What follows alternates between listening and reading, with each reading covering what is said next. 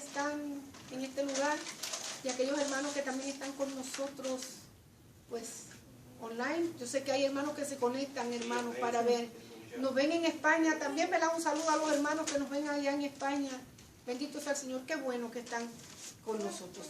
Vamos a seguir con la lección que empezamos la semana pasada, que la encontramos en la primera epístola a Timoteo, pero a darle nada más un recuento de Timoteo, porque la segunda parte de la lección la vamos a encontrar en primera epístola de Pedro. Ahí vamos a buscar esta noche. Primera epístola de Pedro, pero vamos a ir a las dos. Primera epístola de Pedro, capítulo 2, del 13 al 17, es donde nosotros vamos a basar el estudio de hoy. Pero también vamos a tener como referencia a la lección que estuvimos estudiando la semana pasada. Primera epístola a Timoteo, capítulo 2, del verso 1 hasta el 3. Hasta el 3. Hasta ahí nosotros leímos. Y estamos hablando acerca de el pensamiento central. Dice, la calidad de los gobiernos depende en gran manera del apoyo espiritual que la iglesia les ofrece. Estuvimos hablando la semana pasada de lo que es el cristiano, el deber de nosotros los creyentes de obedecer las leyes establecidas por Dios. Es un deber, y dijimos que un deber es ¿qué? Una obligación moral. Y por ser la iglesia de Jesucristo, es una obligación espiritual. En nosotros orar, interceder por los gobiernos establecidos, por todas las autoridades, pero por los gobiernos establecidos, no dependiendo de quién sea el que esté en el lugar de autoridad. ¿Verdad? Porque a veces decimos, por así decirlo, yo soy de los verdes, y el que está en los verdes, por color, ¿verdad? Que sea que somos sobre los seres humanos. Como no es de los verdes, yo no voy a orar por los verdes. Como no es del amarillo, pues yo no voy a orar por el amarillo. No, la Biblia dice que independientemente del partido político que esté en eminencia, tenemos que orar por él. Lo discutimos la semana pasada. Dice la verdad central: la calidad de los gobiernos depende en gran parte. No es toda nuestra responsabilidad de cómo los gobiernos se vayan a comportar, porque a veces decimos, aún orando por ellos, ya usted ve cómo las cosas están de cabeza. Pero dice que en gran parte la calidad de los gobiernos depende en gran parte del apoyo espiritual que la iglesia le ofrece. ¿Qué dice la palabra apoyo? Ayuda, ¿qué más? Soporte, ¿qué más? Uy, estos muchachos están, oigan, que cortan. Soporte, ayuda, ¿qué cosa más? ¿Qué otra cosa? Apoyo.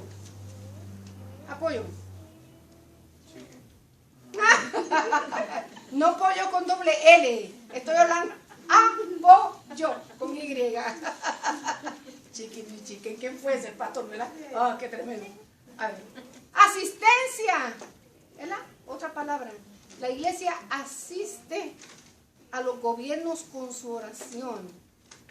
Mire que los patrocina, porque ese es otro sinónimo para la palabra apoyar. La iglesia patrocina, y cuando yo digo patrocina, no es que endosa, ¿verdad? No estamos endosando a ningún partido en particular, sino que estamos orando, sosteniendo con nuestras oraciones. Y la Biblia la semana pasada nos dijo para qué, ¿verdad que sí? ¿Para qué era? Que la iglesia debía orar por los gobernantes, por los reyes y por los que estaban en eminencia. Para que vivamos quieta y reposadamente. Para que vivamos quieta y reposadamente. ¿Qué quiere decir reposadamente? Tranquilos, en paz, sin ansiedades, sin luchas. Yo sé que los gobiernos del siglo XX, miren, no del siglo XX, del siglo XXI, de todos los siglos, pero como que en estos últimos 2 siglos, pues hemos visto unos gobiernos que son extremadamente corruptos.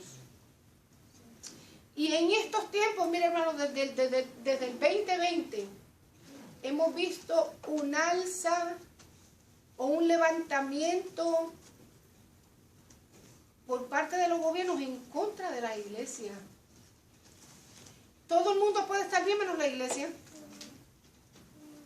Todo el mundo está bien, todas las leyes que se legislan últimamente están buenas y están bien, pero que no levante la iglesia protestando en contra de lo que está mal. Y no es que protestemos porque queremos, sino porque defendemos lo que dice la palabra del Señor. Dios nos enseña, Dios nos instruye, y es nuestro deber que obedecer a Dios antes que los hombres. Pues la iglesia levanta su voz porque no está, ya que todo el mundo grita, pataletea, y está bien. La iglesia levanta su voz y se van en contra nuestra. Pero es porque estamos en los tiempos finales, hermano. Y ha habido un auge y se están legislando o están en proyectos sobre la mesa muchas legislaciones, hermano, que distan mucho de ser espirituales. ¿Vio?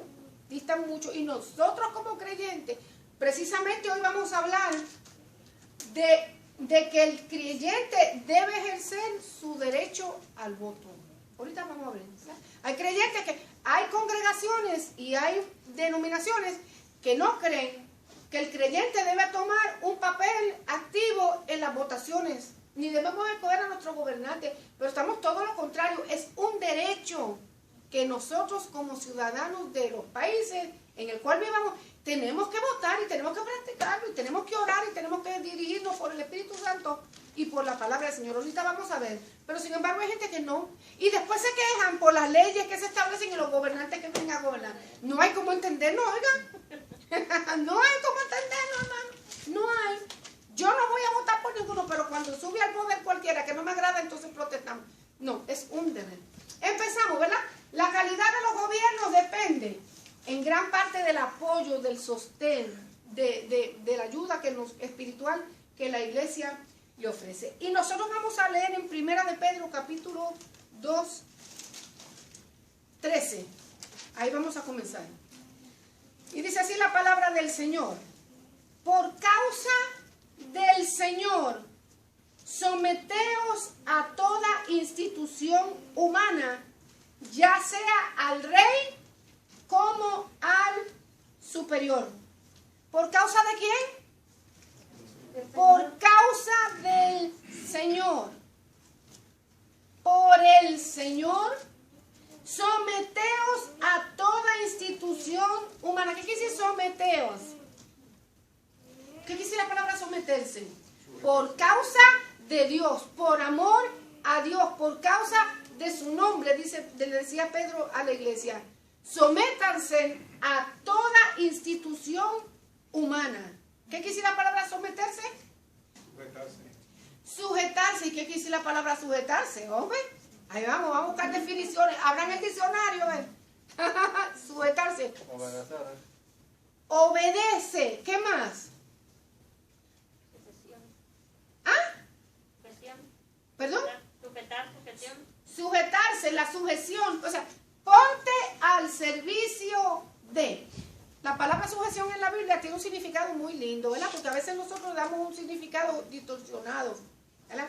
Tienes que meterte debajo. No. La palabra sujetarse describía cuando un guardia, ¿verdad? Cuando un guardia venía delante de su superior y se ponía a su disposición porque entendía que su superior lo iba a guiar a una victoria. Explico la diferencia, ¿verdad? Que no es tomarnos del pelo y tienes que. No, y a veces nosotros somos sujetas algunas veces. No vamos a entrar en eso, pero algunas veces. Tienes que estar sujeta. No, eso no es el significado. Quería decir eso, cuando un guardia, cuando un soldado venía y se presentaba voluntariamente, no obligado, voluntariamente, se ponía las órdenes de su superior porque entendía que el superior lo iba a llevar a una victoria. No es lo mismo que lo arrastren por pelo a uno, que uno vaya voluntariamente y se presente, ¿vio?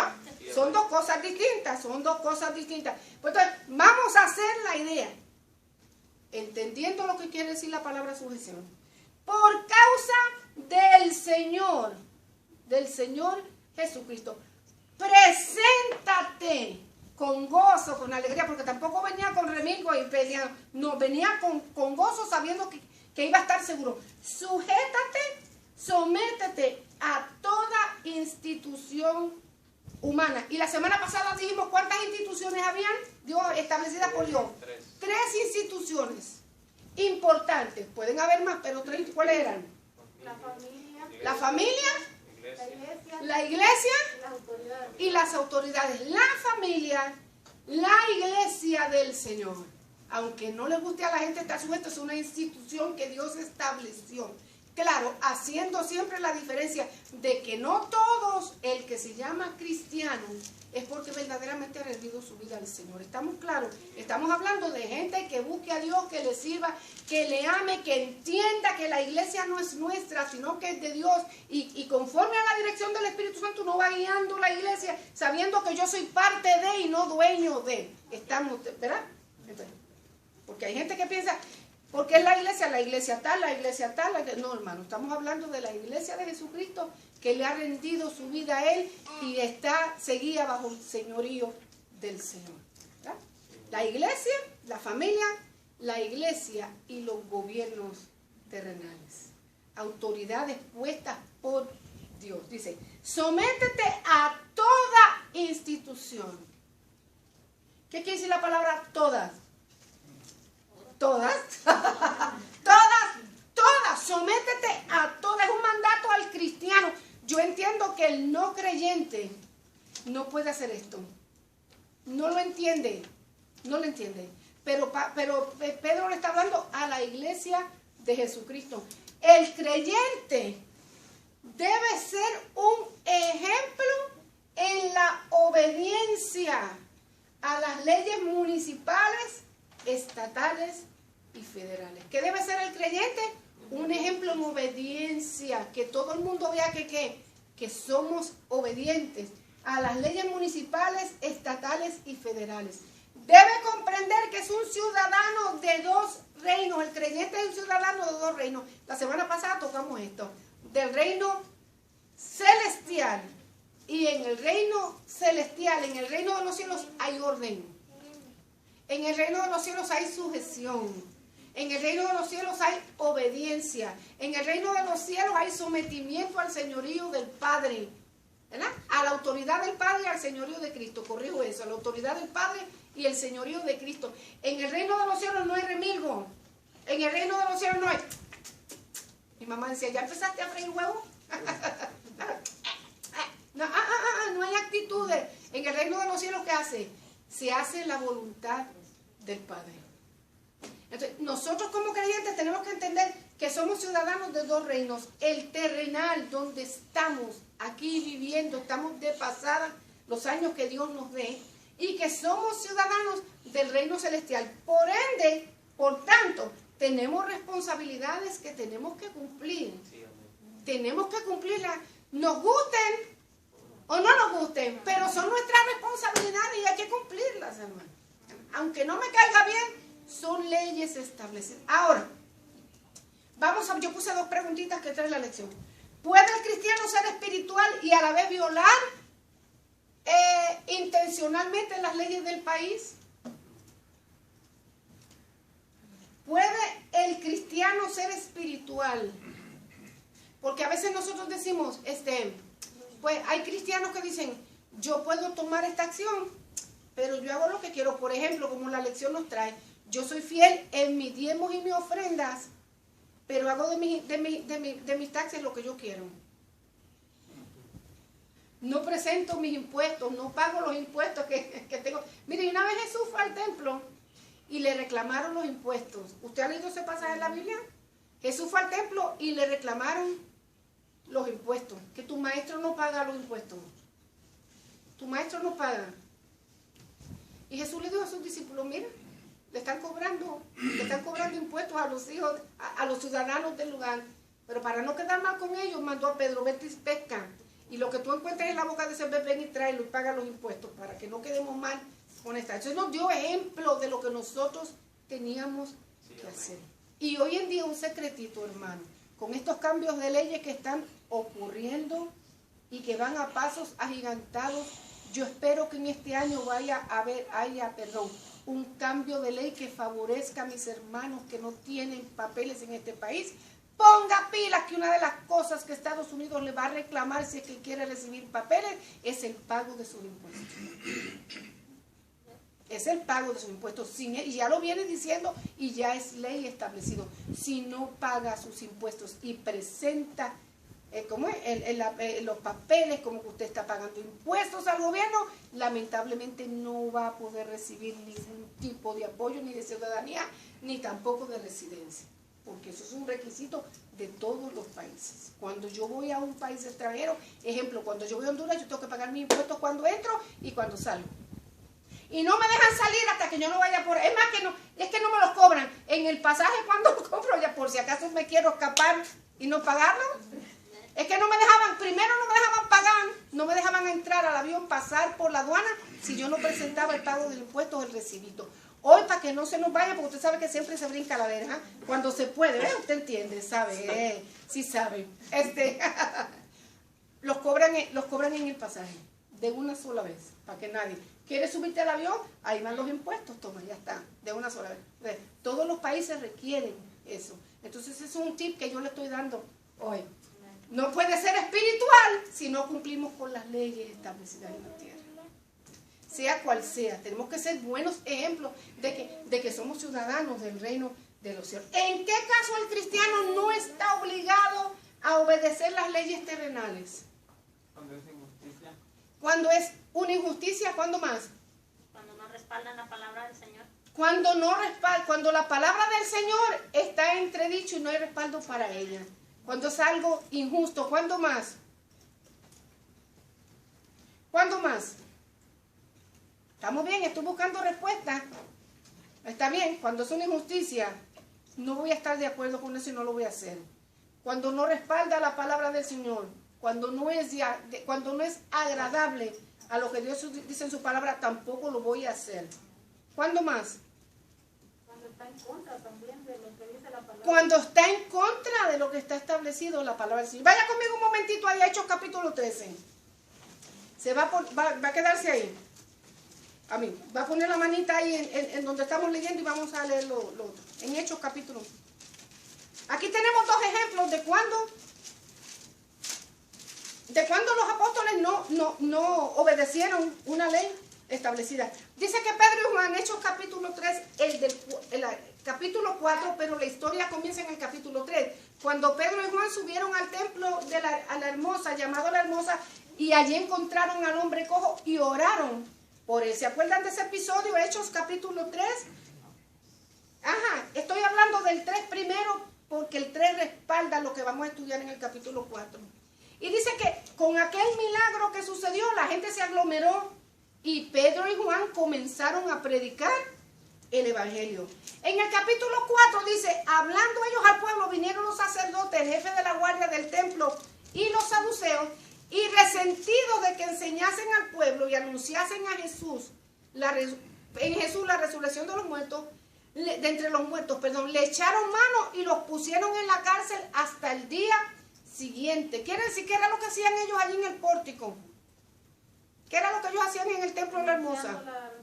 Predicando el evangelio. ¿Por qué? Porque habían recibido de Dios el mandato de ¿qué? De ir y predicar el evangelio a toda criatura. El milagro se hizo, la gente se aglomeró, Cristo hizo el milagro, la gente se aglomeró y enseguida vinieron que las autoridades, los más que mandaban dentro del templo, que enojados y celosos porque estaban enseñando en el nombre de Cristo.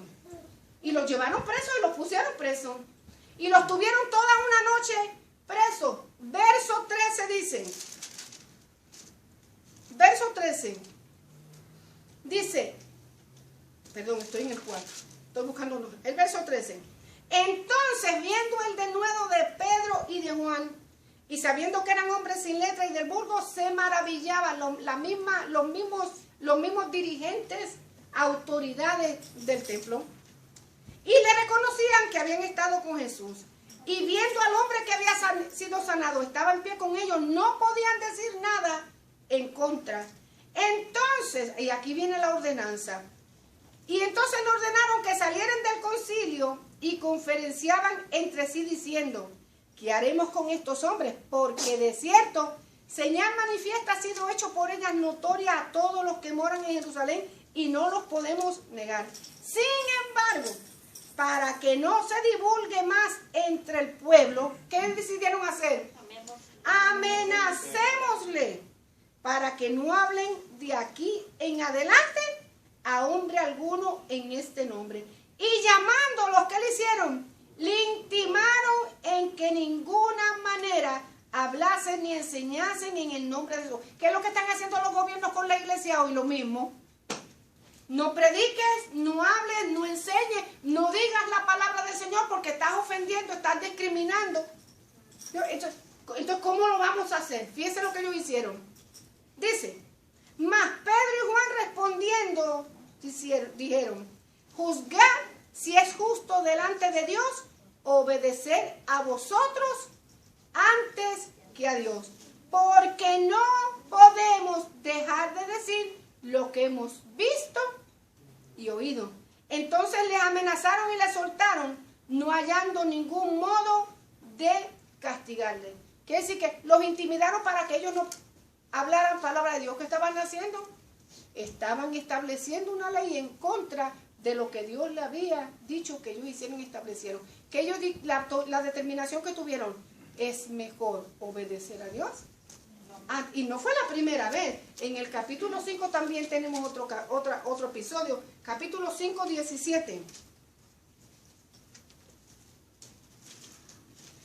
Cuando por la mano de los apóstoles se hacían muchas señales y prodigios en el pueblo y la iglesia comenzó a crecer. Cuando la iglesia toma su lugar y comienza a crecer, los gobiernos tiemblan. ¿Por qué? Porque Dios tiene autoridad y usa a la iglesia para establecer el orden espiritual en medio de los gobiernos. O sea, Dios usa a la iglesia, hermano. Por eso es que es necesario que nosotros nos sometamos a las autoridades y oremos, como decía la escritura al principio, ¿verdad? La semana pasada, haciendo oración, rogativas, oraciones, peticiones y acciones de gracia por todos los hombres, por los reyes y por los que están en eminencia, para que vivamos quieta y reposadamente. Como la iglesia aumentaba el número de hombres como mujeres y los milagros, hermanos, se hacían, se levantó el sumo sacerdote y todos los que estaban con él, la secta de los saduceos, y se llenaron de celos y echaron mano a los apóstoles y los pusieron en la cárcel pública. Mas un ángel del Señor, abriendo de noche las puertas de la cárcel, sacándolos, le dijo, ¿qué? Otra vez el mandato, id y puestos en pie en el templo, anunciad al pueblo todas las palabras de esta vida. Y ellos lo hicieron. Y dice que cuando llegaron, el capítulo 24, cuando oyeron estas palabras de que aquellos hombres estaban predicando el evangelio, dudaban de en qué vendría a parar aquello. Pero viniendo uno le dio esta noticia: he aquí los varones que pusiste en la cárcel, esto en el versículo 25, están en el templo y enseñan al pueblo. Entonces el jefe de la guardia con los alguaciles los trajeron sin violencia, porque temían ser apedreados por el pueblo. Y cuando los trajeron, los presentaron en el concilio, y el sumo sacerdote le preguntó: ¿no les mandamos estrictamente que no enseñasen en ese nombre? Ahora habéis llenado a Jerusalén con vuestra doctrina y queréis echar sobre nosotros la sangre de este hombre. Lavándose las manos después de Pilato, ellos también la lavaron, ¿verdad? Respondiendo Pedro y los apóstoles dijeron: es necesario obedecer a Dios antes que los hombres. Entonces es necesario que obedecer a Dios antes que los hombres. Y no importa la oposición, no importa la ley, si está en contra. Claro, lo vamos a hacer con orden. ¿Estamos? Con orden. Tenemos la bendición en este país de algo que se llama protesta. ¿Verdad que sí? Tenemos el derecho a ¿qué? A protestar. Porque hay audiencias públicas. Lo que pasa es que el cristiano, cuando haya una audiencia pública, no va a apoyar lo que tiene que apoyar.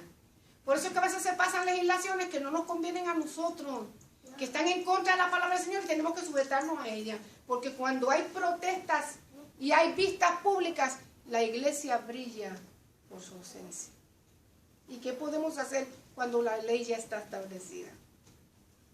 Orar, ¿para qué? Para que nosotros podamos vivir en medio de ese caos quieta y reposadamente estamos, ¿verdad? El creyente debe ejercer su derecho al voto, utilizando el sentido común, el conocimiento de la palabra del Señor y la guianza del Espíritu Santo. ¿Para qué? A fe de que los hombres electos sean temerosos de Dios. Como dije al principio, hay cristianos que no creen que nosotros debemos usar el derecho al voto. Dice, someteos a toda institución humana, ya sea al rey como al superior, a los gobernantes, como por él enviados para castigo de los malhechores y alabanzas de los que hacen el bien. Porque está la voluntad de Dios que haciendo bien hagáis callar la ignorancia de los hombres insensatos, como libres, pero no como los que tienen la libertad como pretexto para hacer lo malo, sino como siervos de Dios. Honrad a todos, amad a los hermanos, temed a Dios y honrar al rey. Y ya le dije la semana pasada, cómo que los apóstoles le pedían a la iglesia que honrara a César, si César los acusaba a ellos de que ellos incendiaron a Roma. Mas sin embargo, le dije, ora por tus gobernantes, sométete a ellos, hónralos, teme a Dios. Si haciendo esto estamos temiendo al Señor y honrando las autoridades, las instituciones que Él puso. Ok, debemos ejercer el derecho a voto. En la Biblia nosotros tenemos hombres que de una manera u otra influenciaron sobre gobiernos que eran terribles. ¿Verdad que sí? Tenemos el gobierno de Nabucodonosor. ¿Quién ministró en medio del gobierno de Nabucodonosor? Hombre de Dios. ¿Quién se acuerda? Daniel. Dios lo llevó allí. ¿Se acuerdan cuando los llevaron a los jóvenes, Daniel y sus amigos? Los llevaron presos, los llevaron cautivos hasta Babilonia. Y allí Dios puso a Daniel en gracia. Dios puso a Daniel en gracia y Dios lo levantó. Y Dios hizo milagros y lo usó de una manera tremenda. Y fue tan tremenda la forma que hasta Nabucodonosor tuvo que reconocer que el Dios de Daniel era grande y poderoso. Usó a los 3 jóvenes. Mire, otro ejemplo de seguir a Dios y no a los hombres. ¿Se acuerdan cuando preparó la estatua grande y llamó a todo el mundo para que la adorara y le sirviera honra y pleitesía? Los 3 jóvenes que dieron. Nosotros no vamos a adorar tu estatua. No la vamos a adorar. Todo el mundo se postró menos ellos 3. ¿Dónde estaba Daniel? No sé. Daniel también estaba cumpliendo otra función, quién sabe. Todo el mundo menos ellos 3. Y cuando los llevaron al frente del rey, que eso era un tumbe de cabeza seguro, le dijeron, no nos importa, no nos vamos a arrodillar delante de tu estatua. Y aunque nos mates y aunque tengamos que morir, quiero que sepas que no la voy a adorar. Ay, mamita. ¿Quién sepa? Ay, que lo harías tú hoy. No, lo haría, ¿verdad? Que está duro, hermano. Está duro. Si nomás de recibir la citación de la corte ya estamos que no dormimos. De recibir la citación de la corte. Mire, hermano, que es que cuando me llaman me han jurado. Usted sabe, ¿verdad? Llaman al jurado a uno, lo llaman como, digamos, como un mes antes. Lo llaman. Ya de yo ver el sobrecito, ya me tumba el corazón, hermano. De yo recibir ese sobre, pero sin abrirlo. Ya que dice aquí, ya a mí me da insomnio. Todo ese mes estoy buscando la forma de cómo excusarme para no ir. Pero no se puede ser. No puede hacer. Que me llame, ¿verdad que sí? ¿Cómo? Vamos a ir.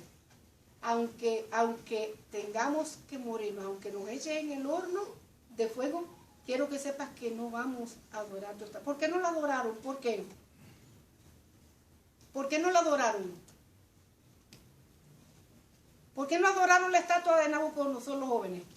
Porque ellos creían en el Señor. Porque ellos conocían ¿verdad? Los estatutos del Señor. Ellos sabían que no debían adorar a dioses ajenos. Y sabían que estaban ahí porque que estaban cautivos en Babilonia por causa de ¿qué? De la desobediencia a los estatutos del Señor. Y le costó porque no se la perdonaron. Los metieron dentro del horno de fuego. Y de allí Jehová los libró. Daniel también, ¿verdad que sí? logró un cambio. Bueno, no logró, pero influenció con sus oraciones, con su intercesión, de que en el corazón de Nabucodonosor hubiera un cambio. Porque Dios le trajo un mensaje, se lo dio, le habló, y como Nabucodonosor no obedeció, Dios cumplió. Usó a Daniel ¿para qué? Para hablarle a Nabucodonosor. Y al fin del día, nosotros vemos a Nabucodonosor como reconoce al Dios de Daniel, como el único Dios grande y verdadero. Esther, la reina Esther, Dios la usó. No sabía Esther ni tenía una idea por qué Dios la había llevado al reino. Y no fue que ella voluntariamente fue al reino. Ella fue llevada a la fuerza al reino. Y allí entre tanta joven de todas las provincias de Persia, la escogió Dios a ella, que ni siquiera era persa, ella ni siquiera era gentil, era que judía. Y Dios la guardó, la puso en un lugar de eminencia para que en el momento preciso que necesitaran salvación para el pueblo, ella estuviera ahí para interceder. Estuvo dispuesta a todo. A todo. ¿Qué dijo sus palabras famosas? ¿Cómo fueron las palabras famosas de Esther? Si perezco, que perezca. Me voy a presentar delante del rey y si tengo que morir, muero. Óigame, porque también, aunque era la esposa del rey, no pudiera ya. ¿Tú sabes qué? Aquí vengo a hablar contigo y a decirte que no vayas a pelear en contra de los judíos. Ella no puede hacer eso. Es como nosotras. Te dije, no podía Esther hacer eso, no. Ella tenía que esperar que el rey. Entonces, hermana, si es verdad, te lo dije. Esther no podía ir allí. Tenía que esperar el momento, ¿verdad que sí? Y estuvo dispuesta a morir, ¿Influyó en el reino o no influyó? Sí influyó en el reino persa, ni siquiera un reino judío, era un reino persa. Y se hicieron leyes que favorecieran al pueblo judío por causa de que la intervención de ella. El rey Josías, cuando el pueblo ya iba en decadencia, encontraron el libro de la ley y se lo llevaron a Josías. Hizo reformas que cambiaron, reformas espirituales que cambiaron la vida del pueblo y detuvieron, y lo más maravilloso, detuvieron la mano de Jehová de enviar su juicio sobre la nación. ¿Qué más? Nehemías, el reformador. Cuando Israel estaba en la ruina total, Dios usó a Nehemías, lo llevó al pueblo de vuelta a su nación y allí se pudo levantar el templo, levantaron la ciudad, las paredes, los muros y Dios se glorificó. ¿Puede Dios hoy día tener gente capaz en los gobiernos que hagan cambios, hermano? Sí. Sí. Yo creo. Si bien es cierto que hay mucha gente que no está de acuerdo con los cristianos en la política, yo digo, depende. Si es un creyente que ame a Dios, que le sirva con todo corazón y no se deje arrastrar por la influencia maligna y pervertida de muchos gobiernos, sí yo creo. Porque Dios en estos siglos ha tenido, como Billy Graham, fue un hombre tremendo que Dios usó en todos los gobiernos de Estados Unidos durante el tiempo que él vivió, para traer palabra, para orar, para levantar las manos en favor del pueblo, para orar, para intervenir, para dar consejería a muchos gobernantes en esta nación. Y Dios siempre lo tuvo en gracia. En mi país hubo el hermano Gigi Ávila. Dios nunca tiró al piso la palabra de ese hombre y era llamado a la casa de gobernación para que orara, para que interviniera, para que presentara en oración. Yo sí creo, hermano, que nosotros debemos tener gente en los gobiernos que sean temerosos de Jehová. Porque si son temerosos de Dios van a orar. Si son temerosos de Dios van a interceder. Si son temerosos de Dios van a influenciar. Porque es que Dios los tiene. Dios pone a la gente en un lugar estratégico en el momento de ello. Eso siempre lo creo, hermano. Todo gobierno necesita hombres temerosos de Dios que influyan con sus oraciones de manera positiva y que bendigan a los pueblos. Yo sí lo creo, hermano. Yo sí lo creo. Tenemos ejemplos ahorita mismo. No sé si fue en Perú.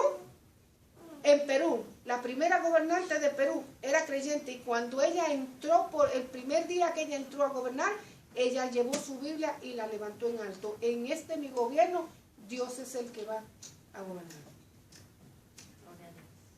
Tenemos el presidente El Salvador, un hombre temeroso de Dios. Usted ha visto cómo Dios ha levantado al presidente de El Salvador, hermano.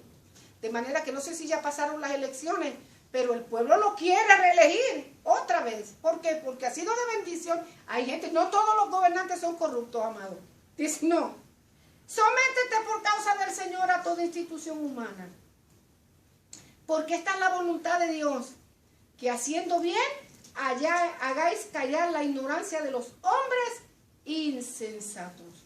Como libres, sométete como libre, pero no como los que tienen la libertad como pretexto para hacer lo malo, sino como siervos de Dios. Honrad a todos, amar a los hermanos, temer a Dios y honrar al Rey. La semana pasada comenzamos la lección con una exhortación a la oración. Yo le puse aquí en esta segunda parte, ¿cuántas clases o distintas clases de oración hay? Porque para nosotros los hispanos, en nuestro lenguaje, oración, estoy hablando de la oración que se hace como ruego al Señor. Oración es oración. No hacemos distinción entre una clase de oración y la otra. Pero la Escritura, hermanos, sus palabras originales, cada una de estas palabras tiene un significado distinto. ¿Cuántas oraciones hay? Y usted va a identificar cuántas oraciones practican, porque nosotros tenemos que darnos cuenta cuántas veces oramos, qué oramos y qué clase de oración practicamos. Dice Primera de Timoteo, exhorto ante todo que se hagan rogativas, oraciones, peticiones y acciones de gracia por todos los hombres. Lo primero que menciona la Escritura, rogativa. Y rogativa es toda súplica que se hace a Dios de manera colectiva o privada para recibir gracia o favor. Es sencillamente pedir algo, hacer una oración. Eso quiere decir la palabra rogativa, hacer una oración. Hechos 12:5. A ver, ¿quién tiene Hechos 12:5? Ahí estamos en Hechos, ¿cierto? 12:5 dice, así que Pedro estaba custodiado en la cárcel, pero la iglesia hacía sin cesar oración a Dios por él. Entonces, es una oración constante que se hace delante del Señor. ¿Saben el episodio, verdad? Que Pedro estaba en la cárcel y como la oración, la iglesia oraba día y noche por Pedro, Dios hizo un milagro maravilloso y lo libertó.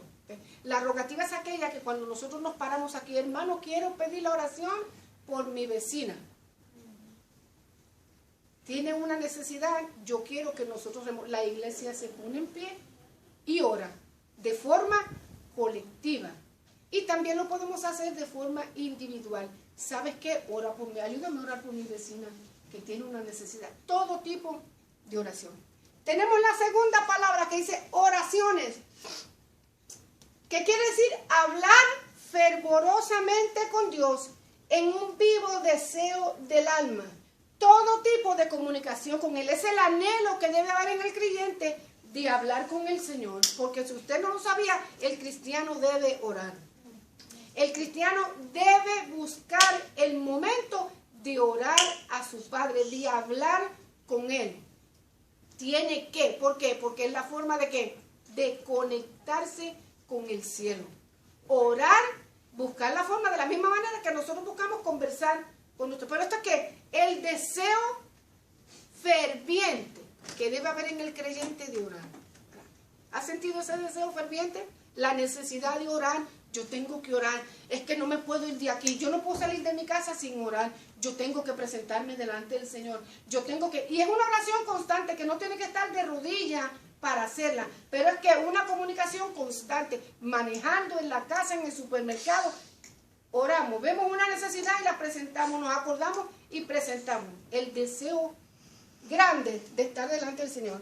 Dice la Biblia que hagamos peticiones delante del Señor.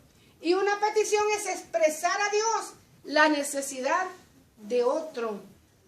¿Alguna vez usted ha sentido carga en su corazón por otro? ¿Qué se experimenta cuando uno siente carga por otro? A ver, ¿quién me quiere hablar de eso? ¿Qué usted siente cuando tiene carga por otro? No es que lo va a caramar aquí en el hombro y se lo va a llevar para arriba con. Angustia. Angustia, ¿qué más? Pero no es una angustia desesperante, pero es una angustia, es como un triste. ¿Qué más? Angustia, ¿qué otra cosa? Cuando tiene carga por alguien. Preocupación, ¿qué más? El deseo de interceder por, no sé cómo explicar, por aquella necesidad. Interceder por esa necesidad. Tenemos otra también, la petición y la intercesión pueden ir juntas. Porque es la carga, es la necesidad, es una angustia, pero no una angustia desesperante, sino dolor, tristeza, necesidad de que, Padre, presento esta necesidad. Estamos peleando. La intercesión es, mire, es una petición intensa que se hace a un superior buscando audiencia y favor, buscando audiencia y favor en beneficio propio y del otro. La petición va junta con la intercesión. La intercesión, Dios pone esa carga, pone ese deseo, pone ese anhelo, pone ese dolor, pone esa tristeza, ese gemir de yo tener que ir al Padre a favor de. Es como tomar en mis manos esa necesidad y hacerla mía, aunque yo sé que no es mía. No todos los creyentes estamos llamados a interceder, pero no todos son intercesores. No todos son intercesores. ¿Por qué? Porque el intercesor tiene que estar, ¿qué? Continuamente. El intercesor, Dios lo inspira a que entre en esa oración intensa, con llanto, con oración. Muchas veces Dios inspira a uno a que ayunar, se para días conmigo por esa petición. Dobla rodilla, busca un lugar y uno está en constante petición por eso. ¿Verdad? Como dice la hermana, es una angustia del alma. No desesperante, pero es tristeza hasta ver yo la respuesta del Dios del cielo. Vamos un momentito ahí a Mateo 6. ¿Qué dice Mateo 6? Vamos. Mateo 6, del 7 al 13. Y orando no uséis vanas repeticiones como los gentiles, que piensan que por su palabrería serán oídos. No os hagáis pues semejante a ellos. Perdóname, Virginia, empieza a leer desde el 5. Empieza a leer desde el 5. Y cuando ores, no seas como los hipócritas, porque ellos aman el orar en pie en las sinagogas y en las esquinas de las calles, para ser visto de los hombres. De cierto os digo que ya tienen su recompensa. Mas tú, cuando ores, entra en tu aposento y cerrada la puerta, ora a tu Padre que está en secreto. Y tu Padre que ve en lo secreto te recompensará. ¿Cuál es la enseñanza que Dios nos da aquí?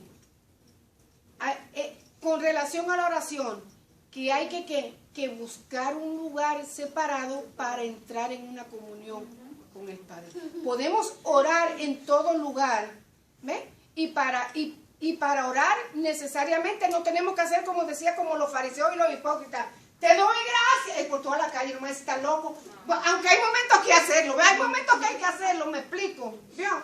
Pero que dice, no hagas como los hipócritas, que ellos están en las esquinas dándose, ¿cómo es? Patadas en el pecho, puños en el pecho y levantando sus manos y gritando como fuera de control para llamar la atención. Aunque hay momentos que Dios te dice que lo tienes que hacer. Cuando nosotros fuimos a alquilar este edificio, Dios nos dio ordenanza que nosotros marcháramos alrededor de este edificio orando y clamando. Y la gente nos miraba, pero nosotros fuimos porque Jehová lo dijo. Y fuimos dando vueltas y dando vueltas y dando vueltas hasta que el Señor llegó a un acuerdo con nosotros y nos dio este lugar. ¿Verdad que sí? Lo hicimos. Pero nosotros no hicimos alboroto, no hicimos escándalo, pero hicimos lo que Dios nos dijo. Ahora dice, la actitud de hipocresía es la que el Señor aquí censura. ¿Verdad? Ahora, cuando tú entra en tu aposento, cierra la puerta. ¿Qué más dice? Ora a tu Padre que está en secreto. Y tu Padre que ve en lo secreto te recompensa. Quiere decir que entonces hay respuesta para la petición. Hay respuesta para la intercesión. Hay respuesta para la rogativa. Hay respuesta para la oración. Sí hay. Tu Padre que ve en secreto te va a recompensar en público. Sigue. ¿Y orando? Y orando no uséis vanas repeticiones como los gentiles, que piensan que por su palabrería serán oídos. No os hagáis pues semejante a ellos, porque vuestro Padre sabe de qué cosas tenéis necesidad antes que vosotros le pidáis. Ajá. Vosotros pues oraréis así: Padre nuestro que estás en los cielos, santificado sea tu nombre. Venga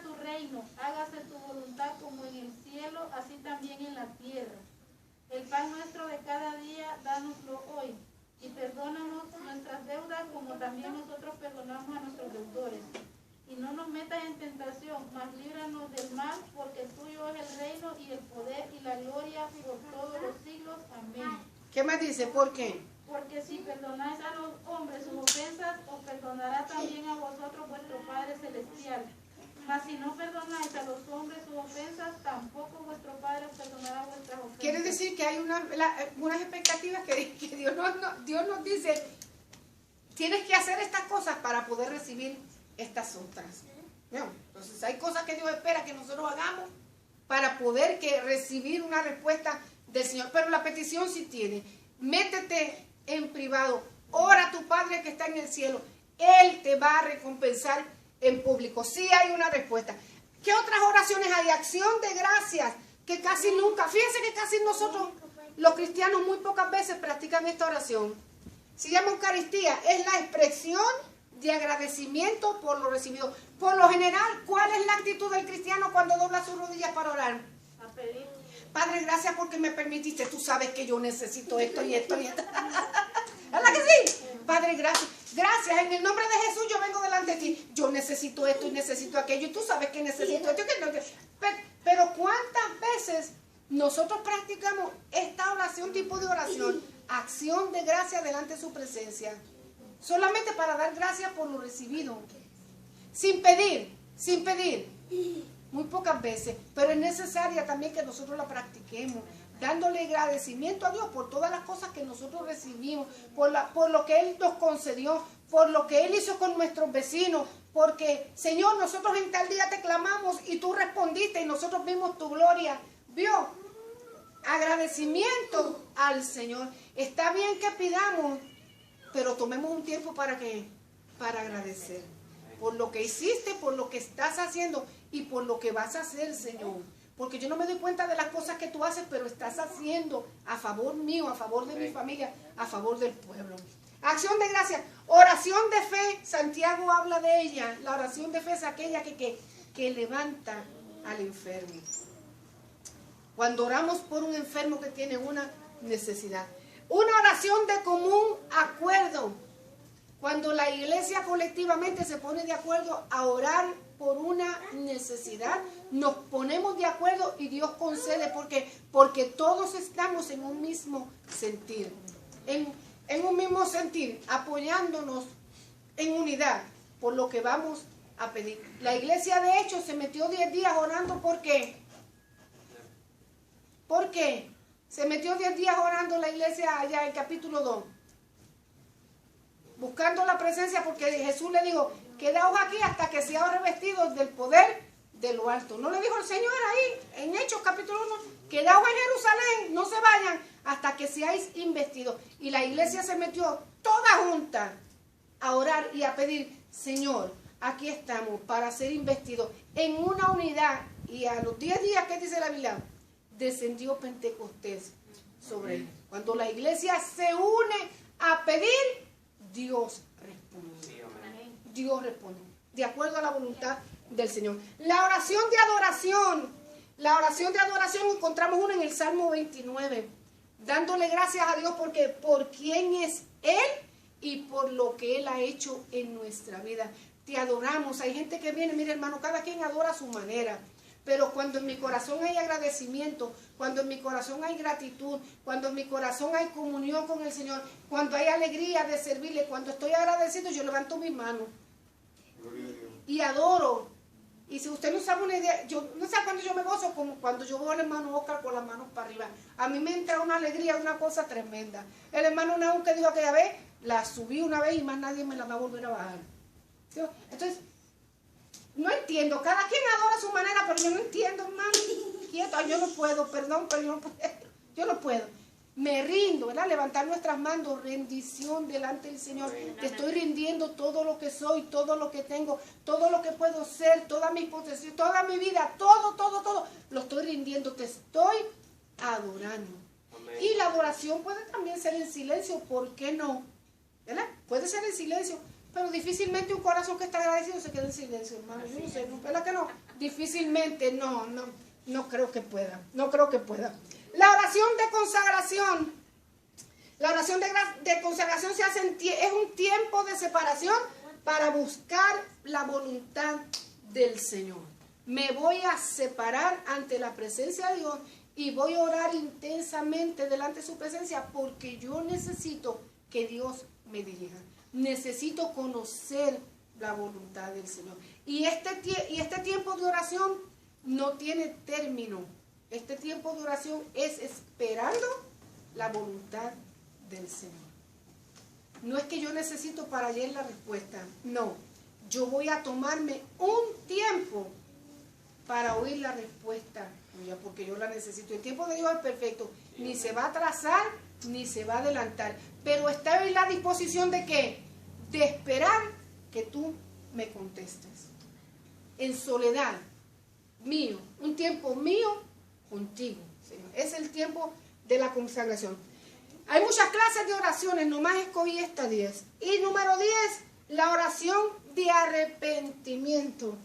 Cuando se busca en clamor, en llanto, en gemir, en dolor y en tristeza, el perdón de Dios por causa de una falta o un pecado que nosotros hayamos cometido. ¿Estamos?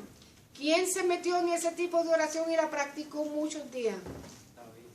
David. Y escribió el Salmo 51, tan lindo, un salmo de arrepentimiento. Hoy la iglesia de Jesucristo muy poco practica la oración de arrepentimiento, ¿verdad que no? Muy poco.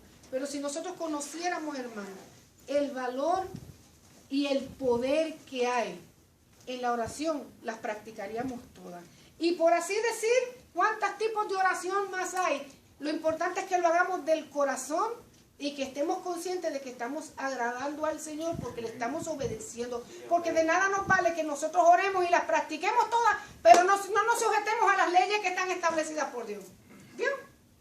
De nada vale, porque tenemos que entender que somos ciudadanos de dos reinos, del terrenal y el celestial, por tanto hay responsabilidades que nosotros las tenemos que cumplir. Pero como dice la Escritura, orar sin cesar. Por todos los hombres, por los reyes y por los que están en eminencia, para que vivamos quieta y reposadamente en toda piedad y honestidad. Así que de hoy en adelante, si no practicamos la oración por nuestro gobernante, lo vamos a hacer. Independientemente de quién sea. Yo no voy a mirar el color que sea. Yo voy a hacerlo primero porque a ti te agrada. Segundo, porque hay bendición. Tercero, para vivir quieta y reposadamente. Cuarto, para que mis hijos puedan vivir en un mundo de comunión y de estabilidad. Para que pueda haber libertad para predicar el Evangelio. Es necesario para que Dios ponga gente que nos guíe, hermano, a la bendición del Señor. La semana que viene vamos a hablar acerca de las responsabilidades del ministerio. Y estamos estudiando la primera epístola a Timoteo, el capítulo 3, desde el 1 hasta el 13. Amén. Primera de Timoteo, capítulo 3, del 1 al 13. Toda esta unidad vamos a estar estudiando las epístolas pastorales. Primera y segunda de Timoteo y Tito. Así que Dios le bendiga, Dios le guarde, pastor. Amén.